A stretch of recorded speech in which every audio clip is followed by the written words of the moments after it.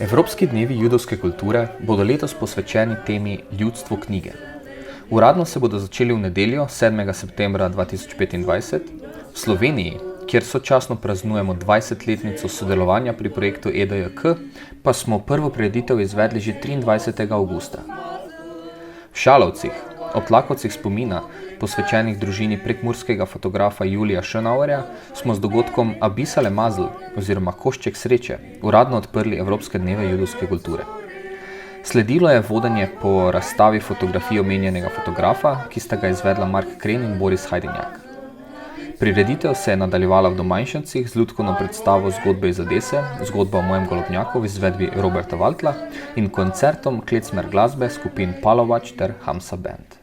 Vljudno vabljeni, da se pridružite kateremu od mnogih dogodkov projekta EDJK 2025.